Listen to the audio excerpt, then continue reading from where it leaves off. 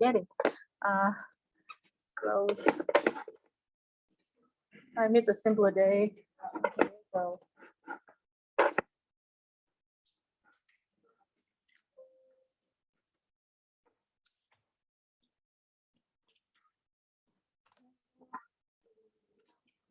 Try. And let me share. Hello, this is Chef John. Oh, I don't want that. What happened? Make me hungry. Chapter 4 was what was? Oh, rent price versus apartment size. All right, so don't know why it's empty. We do it again. So y hat, right? So it's an equal. Now you have to have the equation first. The equation was 227.8705. 8705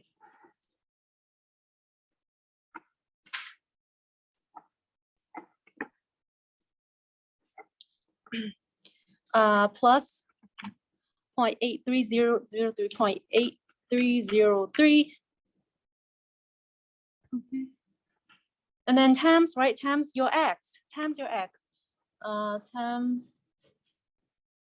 What did I do? Oh, I haven't done it yet. Plus 0.803. 8303. Right, times your x. So times, oh, shift. Times shift. Times x here. So is your x. Click on that. Right, enter. And it'll give you the bunch of y hat. So this is your observed, your y hat, and residual. All you have to do is observe minus y hat, right? Equal this minus this. But your residual. Right, that's a residual. So at the fifth value, this one, fifth value, the residual is -38. Now, what does -38 tell you about the data point? Do you overestimate or underestimate? What do you think? If you have a negative residual, are you in overestimating or underestimating? Remember, the formula is y minus y hat. Y minus y. Yeah, right. And especially y is observed minus the estimate.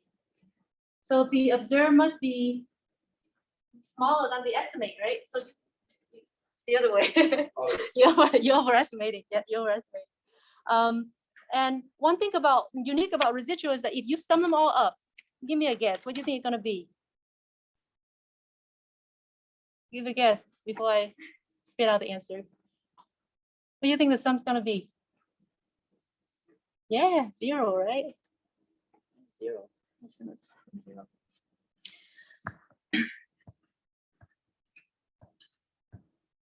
Okay, all right, so let's go back here. Let me stop share that. I'll share my iPad.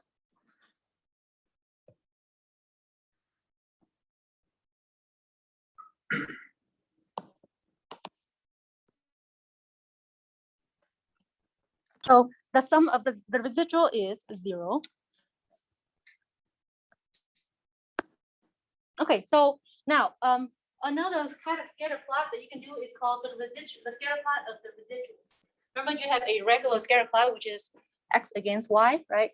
The residual scatter plot will be the residual against the x values, against the apartment size.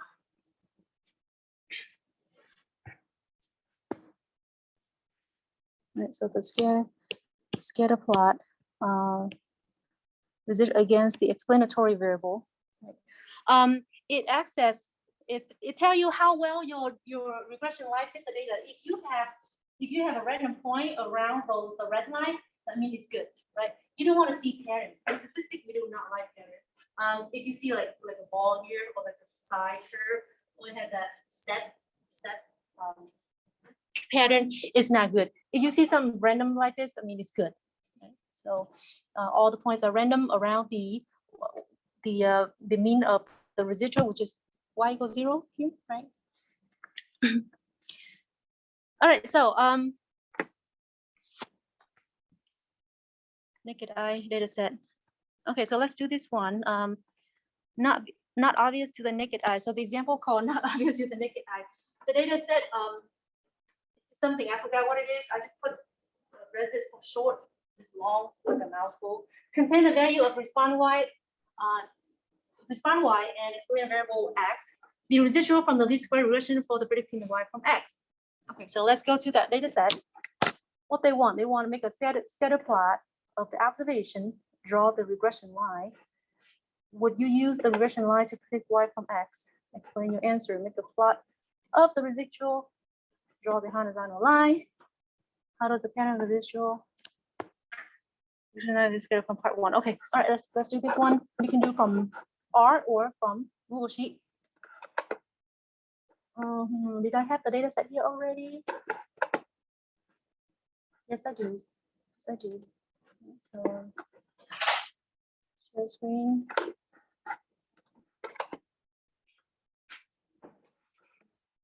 Oh, they already give you the residual too. So all I have to do is make a scatter plot. Let's see. Do you guys remember how to do that? Make a plot from Google Sheet. You highlight these. Right? You highlight these two up to here. And then you go to Insert. Then Chart. We want scatter, but we don't want the bar graph. Come on, what is it? Scatter. Wow. That is so perfect. Holy cow. Yeah, in real life, not gonna happen. In real life, but that is so perfect. Yeah, it's a really perfect, like R equal 1, right? Okay, so let's see what the ask question is. Make a scatter plot of the observation, draw the regression line. I don't know how to draw this here. I know how to draw in R, but well, it's so easy, right? Just literally follow that line. Follow the y equal x line, right? Would you use the regression line to predict y from x? Would you use this to predict the future y? Yes, right? It's like a perfect relationship right there. All right, number 3, make a plot of residual against the x value. Let's do that. Delete this. Now I want this, and this. So I'm gonna move. I want to move this one. How do I copy? Paste. Okay. All right. I'm gonna highlight this. I'm gonna copy. This should be in the right. Copy, paste. All right. So I need B2. Right. So highlight this. And then insert, charge. Keep doing it. I thought I remember the scatter plot. Oh, wow. That is the pair. That is the scatter plot of the residual against the x value. Did I do it right? Yeah, I think I do it right. Yeah. So residual on the y, x value on the x axis.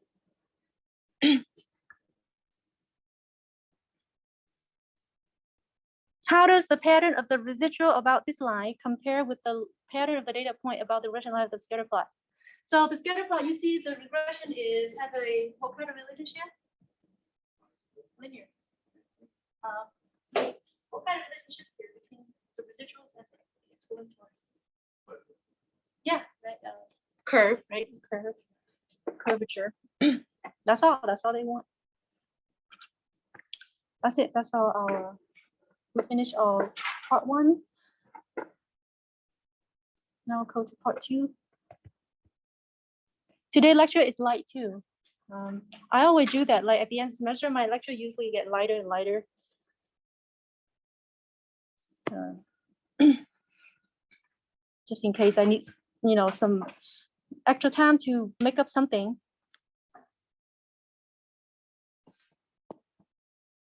Especially winter, right? We have snow day. So let's see. What do I want? I want part 2. Part 2. I know I have it. I just uploaded. Oh, that right here, right here. That's the R markdown. Duplicate.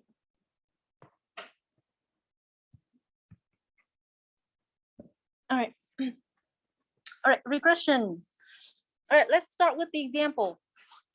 I'm sorry, I should have picked a better example. It's kind of pressing homicide and suicide. But it just show a very good relationship with what I'm about to talk. So I picked this. Area with high rates of homicide might be predicted to have a higher rate of suicide. And therefore be a need of increased mental health resources. Research has mixed results, including some evidence that there is a positive correlation in certain European countries, but not in the United States. Here are the data from 2015 for the 11 counties in Ohio with sufficient data for homicide and suicide. Rates are per 100,000 people. Tell me, what is the explanatory and what is the response here?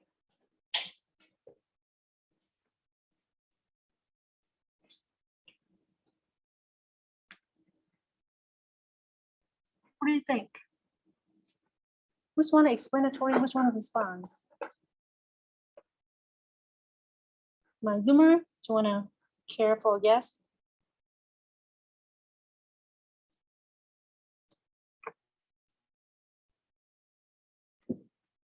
It's so obvious. It's like, it's the first sentence. Is the response the rate of suicide and the explanatory rates of homicide? Mm-hmm. Right. So you want to, they try to use homicide rate to predict the suicide rate. The first sentence. Okay, so here is, I make the scatter plot of homicide versus suicide. I really hate to say that word. It's just so depressing. There you go. If you want to try yourself, you can. I gave you the data set right there. So what kind of relationship I see here? Is it a positive, negative? Maybe positive, maybe negative. What do you think? Yes, slightly, yeah, slightly negative, right? So slightly negative. Now remember, this is the data from 11 counties from Ohio. Right? What I'm gonna do next, I'm gonna add 2 more points, 2 more counties, just 2 more points. What I'm gonna do next, I'm gonna add 2 more counties, right? So the county A is a homicide rate is 21.8 and suicide rate is 27.6. County B is homicide rate is 20.2 and suicide is 14. And look at the relationship, it changed. It changed from slightly negative to a pretty moderate positive, right? So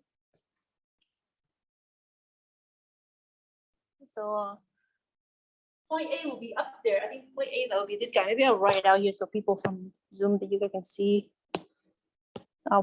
So this is my point A and this is my point B. Now what I'm gonna do next, I'm gonna plot 3 plots, 3 scatter plots. One is the original, we have no point A or point B. The other 2 will be, one will be point A, the 11 county plus point A, and the last one will be 11 county plus point B. Right, now this is what I see. That's what I see. So the original is slightly negative. For the data set with the edit, well, that's wrong. Let's just edit point A. Should have the 2 there. Yeah, let's edit. Let me cross that out.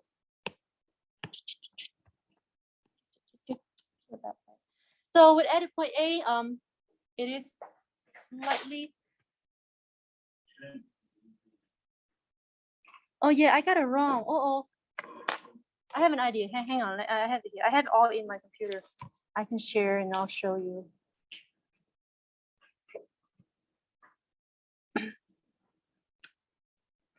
Let me connect myself to Zoom.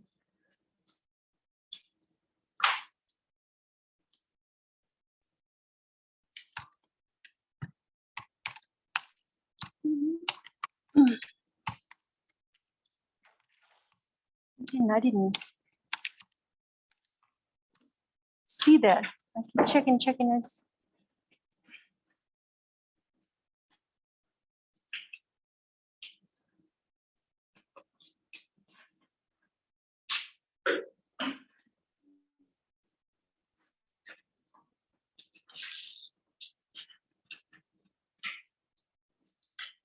Okay.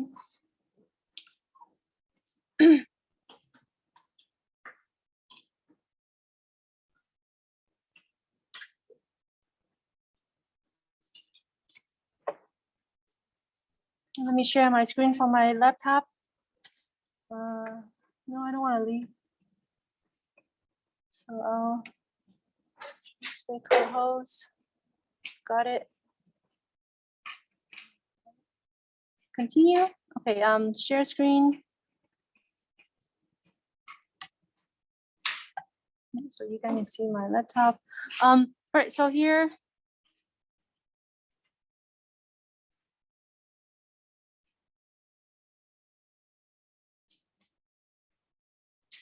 So I'll do it from beginning. So the first one is slightly negative. We know that, right? So the one with the point A, it looks like this. Right, that's point A up there. Let's see the one with the point B. Hopefully I didn't mess it up in here. Run. Yes, I did. I did mess it up. Oh, that's right, because done. Run again. Oh, there you go. So this is the one with point B. Make it a little bigger.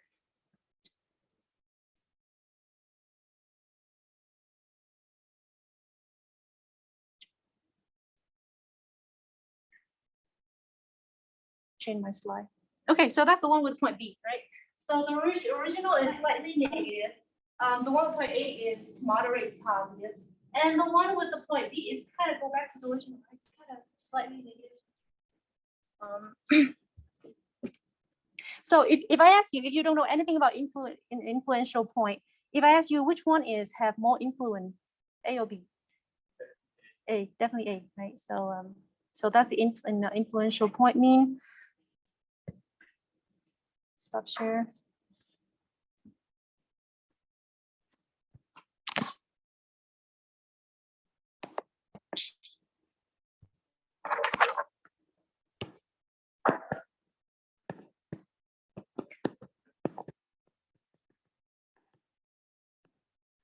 Let's take this. Okay, so I remember.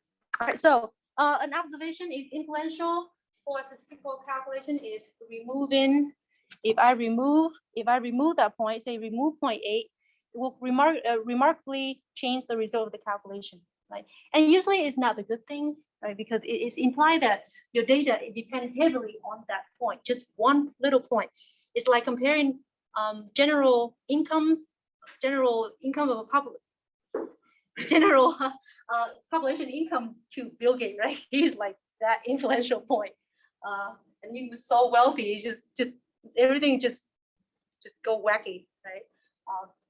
So usually it's not a good thing. You want to get rid of it before you have to see any analysis. Points that are outliers. Influential point is sometimes they call a lot of people use it as outlier.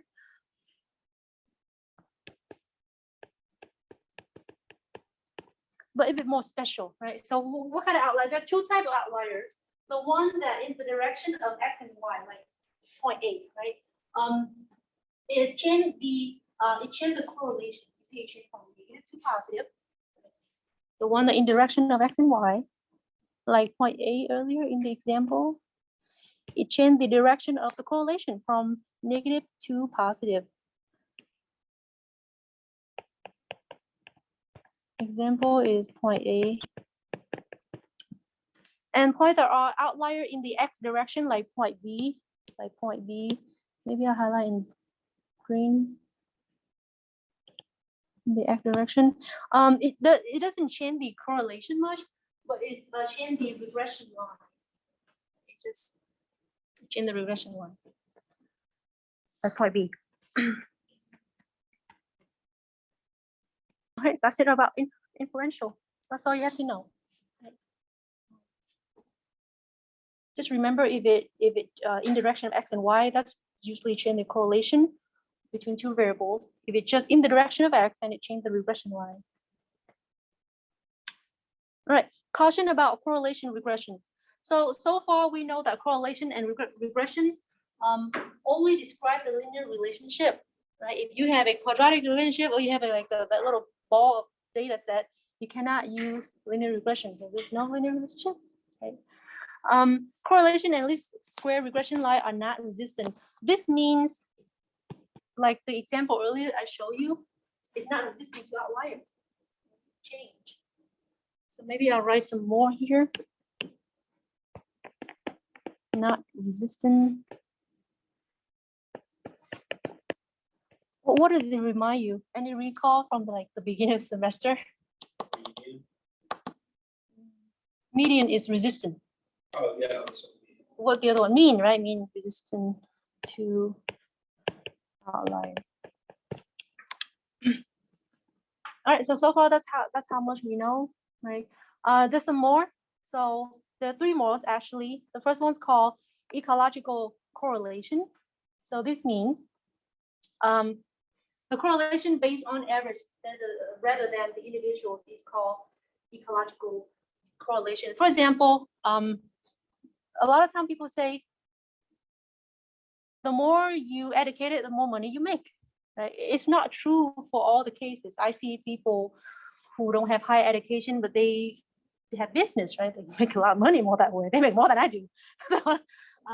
So it's not true, because the reason there's a large positive correlation between average income and the number of years in education, because they only take the average income, right? But they ignore all the variation within it. So if you were accountable for every little thing, every variation within the data set, then the correlation is going to be smaller. But if I had to put my bet, I would put my bet on education. Right.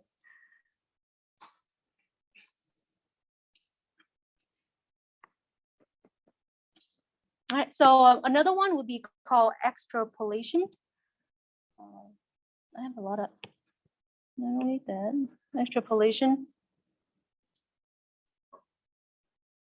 So extrapolation is, imagine you have a equation, a linear regression equation, and then instead of using the x value within your range, you use something else, use out of range. Right? I'll give you an example. So it's extrapolation. Would you say extrapolation or extrapolation? How would you say it?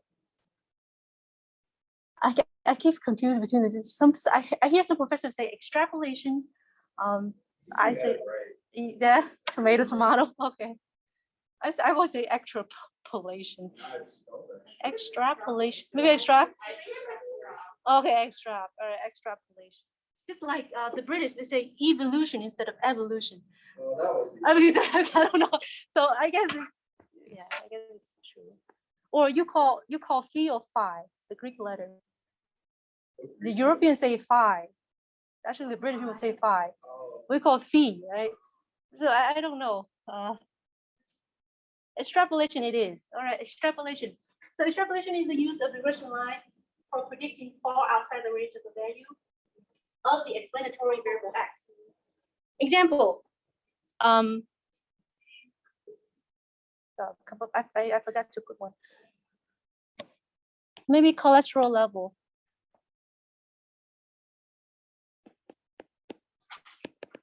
Cholesterol level for all adult male. And I come up with some kind of y hat equal something. Okay, I cannot make it up because I don't know the exact something. And okay, so that's the equation to predict the cholesterol level based on age. My expert will be age. So tell me what's your age, and I'll tell you what your cholesterol level is on average. Right. Cholesterol level based on age. Right. Now, one of the people will say, okay, I want to know what is the cholesterol for my son, who is 8 years old. What's wrong with that? What's wrong with that? Can I plug his age in there and then say that that's his cholesterol level? Why?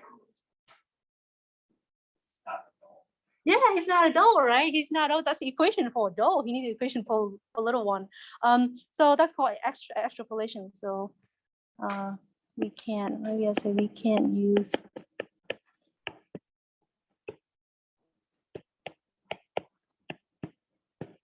this not a dope.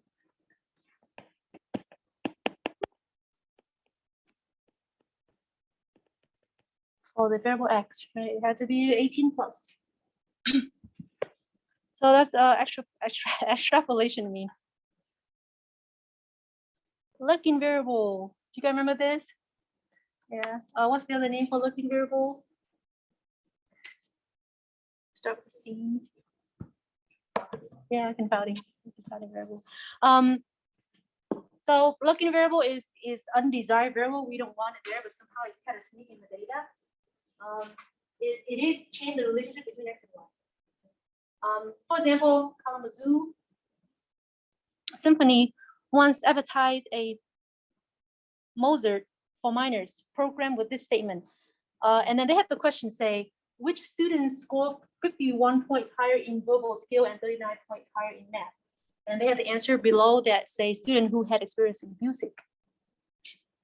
And when they did the study in that school, they actually turned out to have a positive correlation between students who have music experience and their scores. But look the lurking variable here. Is it true that if you play music, you smarter? Maybe, but maybe some kind of biological effect in there. But in true will be what? In true will be what the possible explanation here. If you say that it's not true, say the answer is not true, then what is your argument?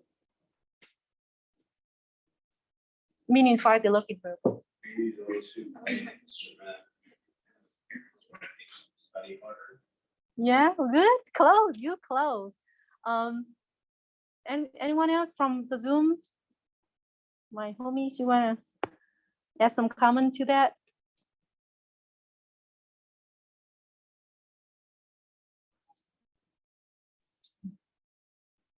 I don't know about you, but I have a niece who play I don't know what they're called.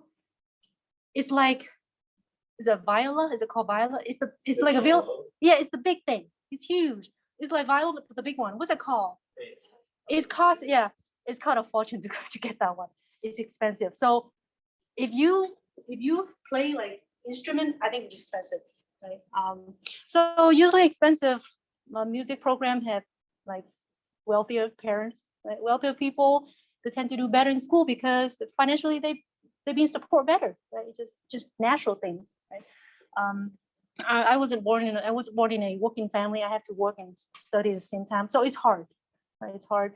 Where if some of my friends very rich, live in Grosse Point, like they don't have to worry about a thing. I had to study my butt off to keep my grade average high, so they will kick me out of the program. But it's not her. Right? She didn't have to try that much, but she's smart. Just she just has that free of mind.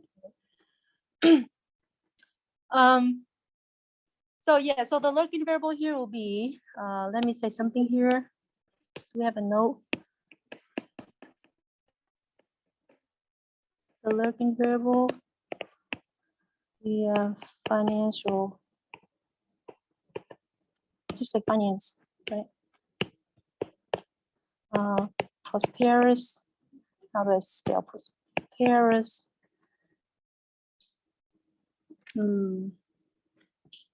Say children was prosperous parent. Children with prosperous parents tend to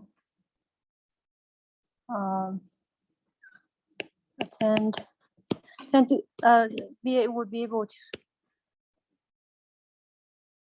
well, I should just say tend. I don't want to say 10. What does the word say? Would be able to afford costly music lesson. They costly, right? They costly. Well, you better finance. You have a better base, right? You things do better. They have better support. You can find better one than I do. Find better support. Subjective. Compared to non-prosperous children. But if you work hard, smart, you get there.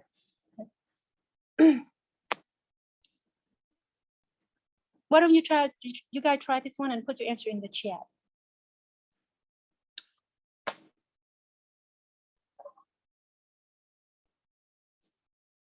This is a looking variable. Tell me what kind of looking variable it might be.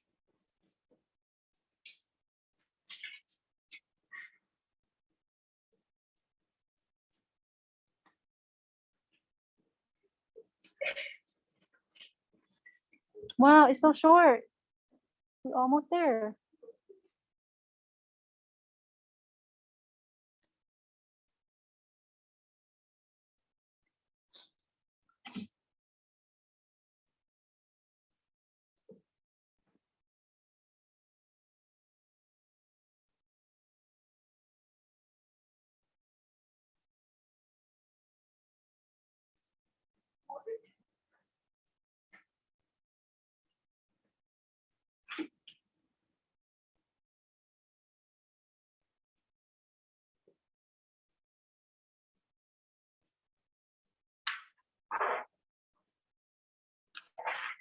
Remind me to take attendance as well, okay?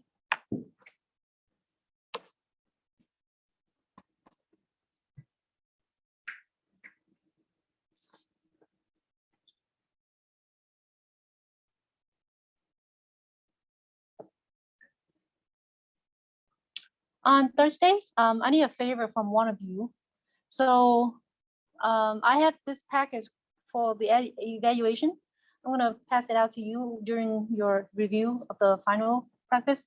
I need one of you to collect it from, well, you don't have to collect, just when you're done, you can put it back in the bag. But I need one of you to bring into the math department room, 368.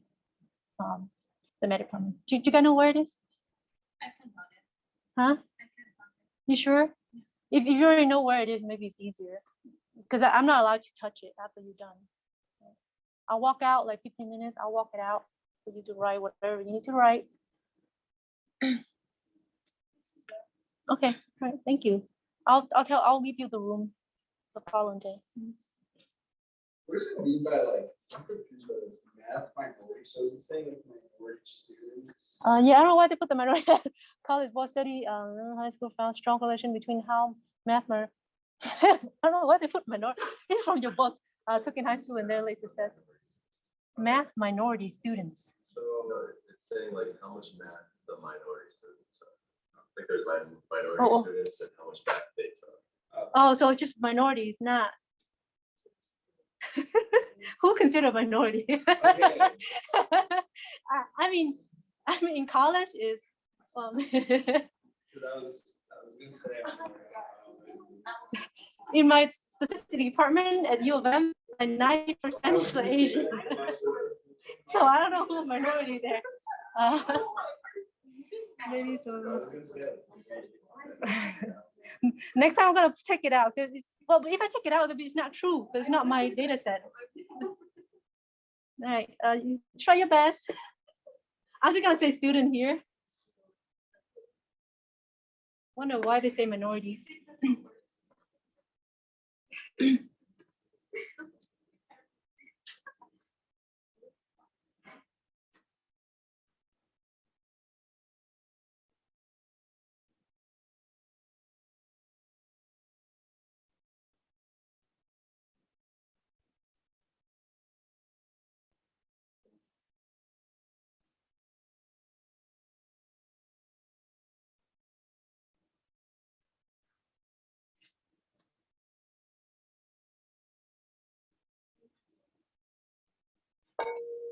What do you think?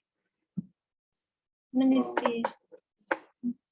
Only how many people answer here? See, Stephanie, student who choose to take more math classes are probably high achieving student. we also lead to them, okay, very good, very good. Then student who take more math classes may have to work harder to understand various concepts. How good education are both good, very good trait, right? So a lot of lurking variable here. First of all, traits. Some people, for me, I'm not naturally smart. I gotta sit down and study, like slow. So where my sister more agile, she can understand faster than I am. But for me, I have to sit down and read the book. So that's a good trait, right? You're diligent. Right? Second is confident, right? People who take math is not easy. I know you ask me, you go hard in math. They're more confident, so they take more math classes. And intelligent level, right? Because some people learn math better than other people. It's just true. It's genetic, right? So all of those combined, right? How much time you spend study, your genetic, determine genetic, how confident you are, right? So all those determine for your probability of taking math. Right? All right, so very good. So I'm gonna say something here. I'm gonna write down.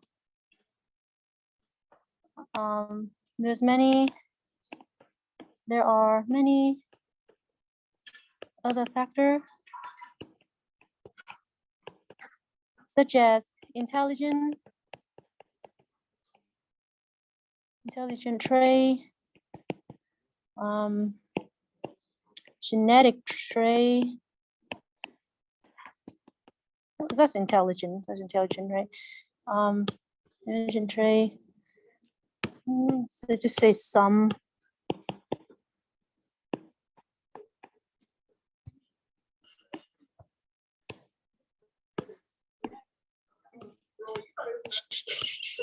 Some learn math.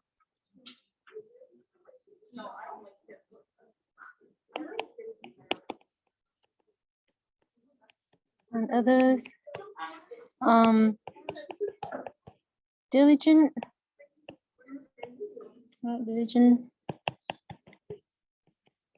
spend more time, study, or even confident.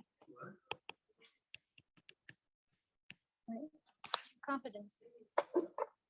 It's distracting. Okay. It's a good place to take a little break. What do you think? Let's take a little break.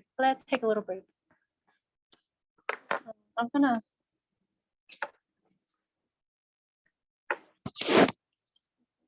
Remind me to. Yourself. If there's 25% divided among the 5 of you, that's 14% apiece. Give me a sense. Oh, no, So listen, bad. Mom.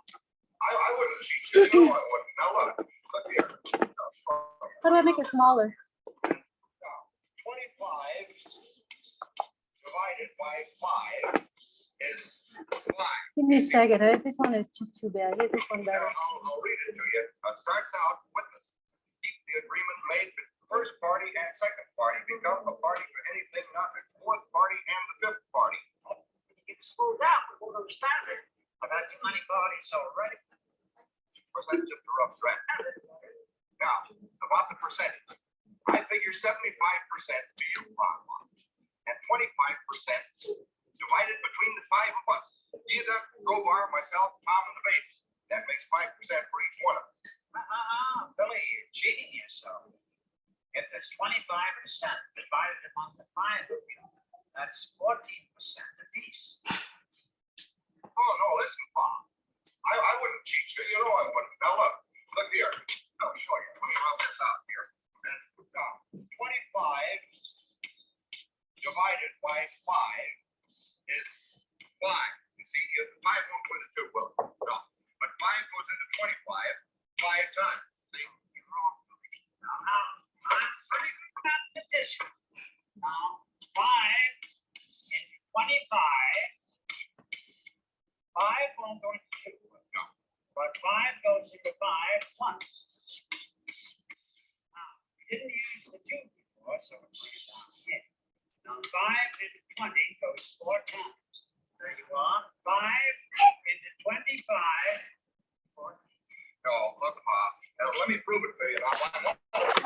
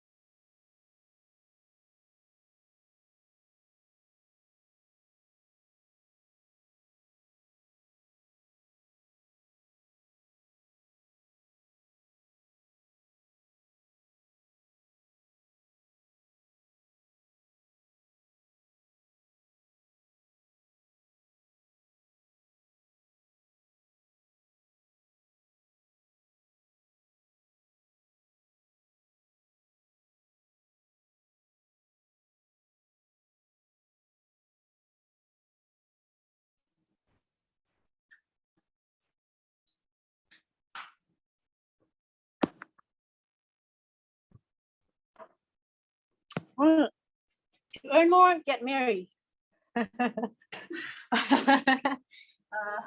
Data show that men who are married or even divorced widow men earn quite a bit more than men same age who have never been married. This does not mean that the man can raise his money by getting married, because men who have never been married are different from married men in many ways other than marital status. Suggest several looking variables that might help explain the association between marital status and income.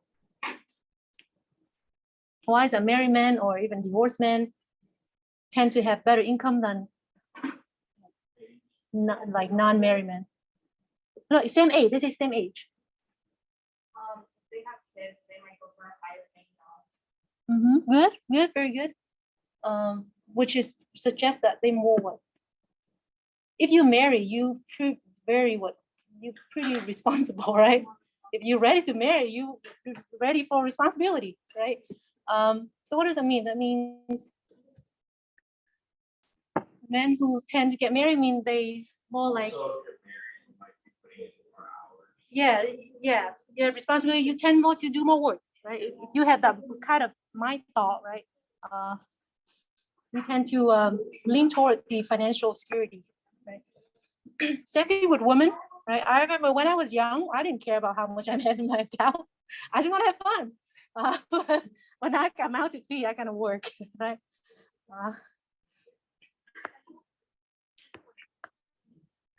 All right, last slide, big data. So what you did on your extra credit, that's some kind of, well, it's not big data, it's only 25 points, but that's what people use to analyze big data, R, right? R, Python, MATLAB, right? Or any other software they use. So what is big data? Big data means you have a lot of data. Human, we be very good at making data. Very good. So those data usually collect from Google, Facebook, right? Credit card companies, and then they usually carry in petabytes. How do you say petabyte, petabyte, petabyte? How many bits in one byte? How many bits in one byte?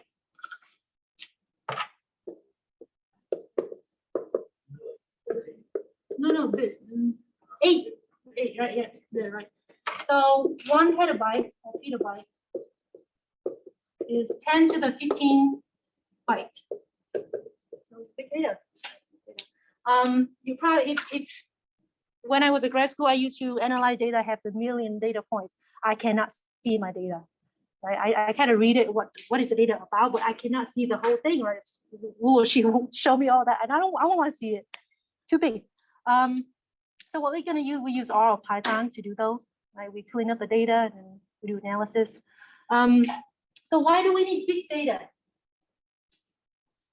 Well, like we said, even though correlation does not imply causation, but in some cases we don't need it, right? For the stock, right? You don't, as long as you have a lot of data, you have better prediction for the future stocks, right? Of course, we don't predict COVID, but that's once in a lifetime, right? But in general, if you invest in something in long term, your money will grow, right? That's true. For history proved that. So there's no need to worry about causation because correlation are all we need, especially in stock market. Right? Second, scientific and statistical theory is unnecessary because with enough data, we don't need formula, we don't need proven math theory, right? You have enough data, sample size large, what happened? Your sample mean get closer to population mean, right? Numbers speak for itself. So big data is important. Whether you go for business, right? Not just statistic job, but if you work for a company, you hear about big data, right? So, so important stuff. I hope you guys interested in statistics and take more statistic class. All right, I think that's my last slide for today. That's all I have. Remember to submit your grade tonight, so I can download it tomorrow. Don't forget that. If you have any question, I'm stay here till 7, well, till 5:30.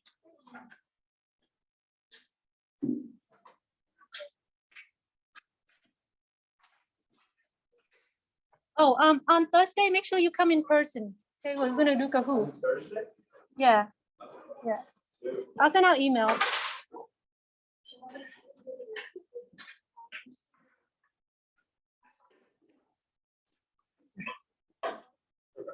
Yeah. I had a chance to look at my exam Thursday. Oh, yes. Second two.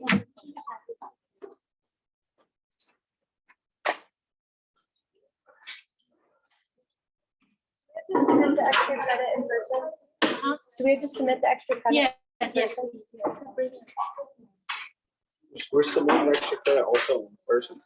Yeah, just print it out. Okay, print it out and bring it to you. It's the third one, right? Third one, yeah.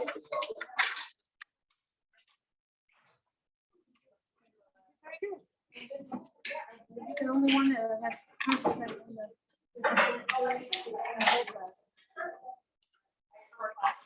Thank you. Yeah, that's fine. Okay, okay. Thank you. Thank you for letting me know. Oh, you can go. I have a stapler. Oh, hang on. I think I do. I hope it works. Oh, Yeah. can I also steal that? Yeah.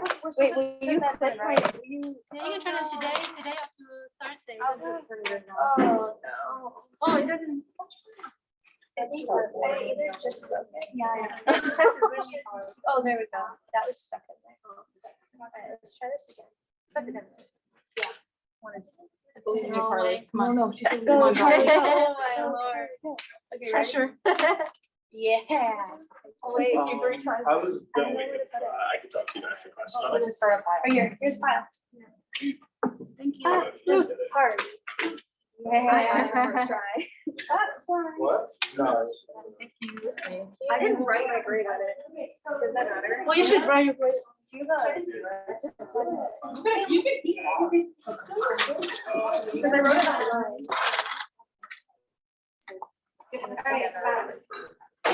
Where's Ella? No. Have a good night. Yeah, you too, Carly. You guys want some Simple math. chocolate? I thought you were gonna hug me. I What are you would never doing? do. Bye. Bye. But so, am I still able to fill out the bonus check mark thing? Hmm? The Yeah. bonus check marks? The bonus, what is that? The class points. Yeah. Oh, yes, you just fill it out. As long as everything done by tomorrow morning. Oh, I got you. Yeah, just to do what you need to do.